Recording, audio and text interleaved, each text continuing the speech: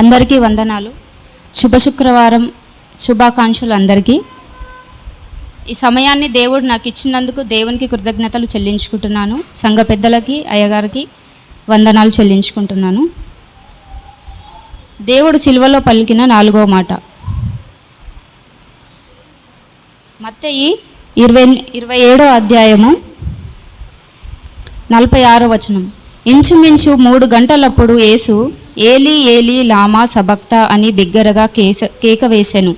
ఆ మాటకు నా దేవా నా దేవా నన్నెందుకు చెయ్యి విడిచితివని అర్థం.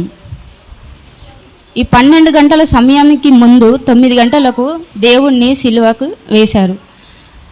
9 గంటల నుంచి 12 గంటల మధ్యలో కూడా దేవుడు తండ్రికి మొరపెట్టుకున్నాడు. మూడు మాటలు పలికాడు. ఒకటి క్షమాపణ మాట. తండ్రి వీరేమి చేయుచున్నారో వీరెరుగను గనుక వీరిని క్షమించుమని అన్నాడు. 2వ మాట దొంగతో మాట్లాడాడు. నేడు నీవు నాతో పరదేశంలో ఉండు అని చెప్పాడు. 3వ మాట తల్లితో ఆదరణ మాట మాట్లాడాడు. ఇదిగో అమ్మ నీ కుమారుడు అని. 12 గంటల నుంచి మధ్యాహ్నం 3 గంటల వరకు దేవుడు సిలువ మీద ఉన్నాడు. 12 గంటలకు భూమిలో నాటబడ్డ సిలువ, దేవుడు సిలువ మీద వ్రేలాడాడు. అప్పుడు చీకటి కలిగింది. ఆ చీకటి ఎందువలన కలిగింది అన్న దాని గురించి మనం 3 విషయాలు తెలుసుకుందాం. మొదటిగా యేసు ప్రభు మానవ పాపాన్ని తన మీద మోసుకున్నాడు. ఆ పాపము ప్రకృతి చూడలేక చీకటిని కలుగజేసింది.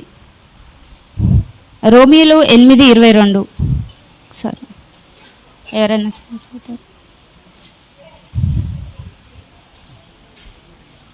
8వ అధ్యాయము 22వ వచనం.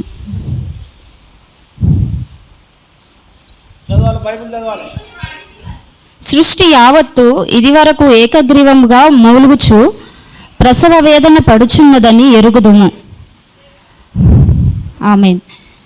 అంటే దేవుడు మన పాపములనన్నిటినీ తన భుజం మీద వేసుకున్నప్పుడు సృష్టి యావత్తు కూడా ప్రసవ వేదన పడుచున్నది.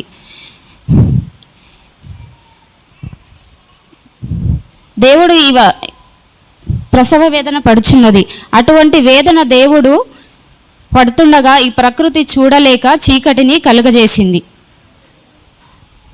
2వది చీకటి దేవుని యొక్క ఉగ్రతకు నిదర్శనము. నిర్గమకాండం 10:21 చూసినట్లయితే ఇశ్రాయేళ్ల ప్రజలకు ఐగుప్తీయులు ఎంతగానో శ్రమ పెట్టారు. ఇశ్రాయేళ్ల ప్రజలను కాపాడడానికి దేవుడు ఎన్నో తెగుళ్ళు వారి మీదకి పంపించాడు. అందులో 9వ తెగ దేవుడు 3 రోజులు కారు చిమ్మటి అంటే మొత్తం చీకటి కలుగజేశాడు. ఒకసారి చదువుతారా ఎవరైనా? నిర్గమకాండం 10:21-22.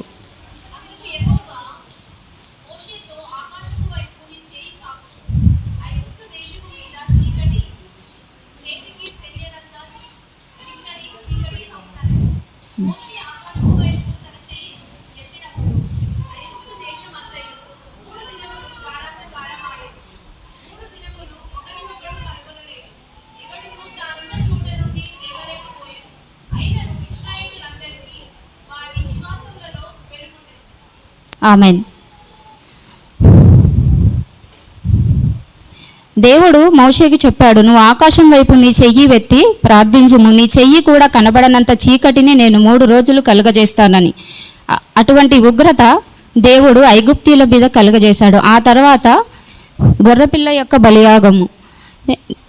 ఎవరైతే గొర్రెపిల్ల యొక్క రక్తము వారి గృహాలకు వేసుకుంటారో అట్టి గృహాలను మరణం నుండి కాపాడుతానని దేవుడు చెప్పాడు. ఆ రాత్రి గొర్రెపిల్ల యొక్క రక్తము ప్రతి గృహంలో ఇశ్రాయేలు ప్రజలు వేసుకున్నారు. ఆ గృహాలను దేవుడు ముట్టలేదు, వారిని మరణం నుండి కాపాడాడు.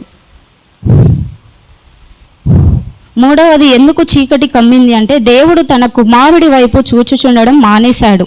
ఆయన మౌనంగా ఉన్నాడు. లూకా 22:43-44 అధ్యాయము.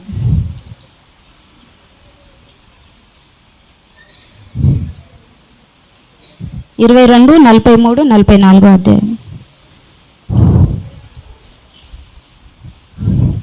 అప్పుడు పరలోకం నుండి ఒక దూత ఆయనకు కనబడి ఆయనను బలపర్చెను.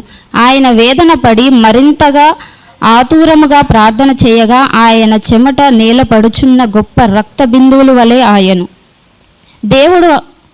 దేవుణ్ణి ఎంతగానో హింసించారు. కొరడా దెబ్బలు కొట్టారు, ముళ్ళ కిరీటాన్ని ధరించారు, మేకులు కొట్టారు చేతులపైన. అటువంటి శ్రమ దేవుడు పడుతుండగా, ఇదంతా శ్రమ మన కొరకు దేవుడు సిలువలో మన పాప భారాన్ని మోశాడు. అటువంటి శ్రమ దేవుడు పడుతుండగా ప్రకృతి చూడలేక చీకటిని కమ్మజేసింది. దేవుడు ఇశ్రాయేలు ప్రజలతో కూడా అన్నాడు, యెషయా గ్రంథంలో చెప్తున్నాడు, మీకును నాకును పాపం అనే అడ్డుగోడ ఉన్నది, అందువలన పాపము వలన మీరు నా ముఖము చూడలేక ఉన్నారు అని దేవుడు సెలవిచ్చాడు. తండ్రి కుమారుణ్ణి ఆ ఎడబాటులోనికి ఎందుకు వెళ్ళాడు అంటే, నేను ఎడబాటులోనికి వెళ్ళకుండా దేవుడు రక్షించడానికి, మన కొరకు మానవునికి ప్రతిగా దేవుడు సిలువలో ప్రాణం పెట్టడానికి సిద్ధపడ్డాడు. ఆయన ఒంటరితనములోకి వెళ్ళాడు. మనము ఒంటరిగా ఉండకుండా దేవుని కృపను, దేవుని రక్షణను కాపాడుకొని మన జీవితాన్ని ముందుకు వెళ్ళాలి. అదేవిధంగా యేసుక్రీస్తు అంధకారంలోనికి వెళ్ళాడు. మనం అంధకారంలో పడకుండా దేవుని రక్షణను మనం కాపాడుకొని మనము ఆయన మార్గం వైపు నడవాలని తను మన కొరకు అంధకారంలోకి వెళ్ళాడు. ఆయన మనల్ని ఎంతగానో ప్రేమిస్తున్నాడంటే మన కొరకు తన ప్రాణాన్ని సిలువలో పెట్టాడు. అటువంటి త్యాగము ఏ మనుషులను మన కొరకు చెయ్యలేరు. ఏ బంధువులను, ఏ రక్త సంబంధులను ఎవ్వరును కూడా మన కొరకు అంత గొప్ప త్యాగాన్ని చేయలేరు. కానీ దేవుడు మన కొరకు త్యాగం చేశాడు. ఎందుకంటే తన రక్షణ మనము కలిగి ఉండాలని.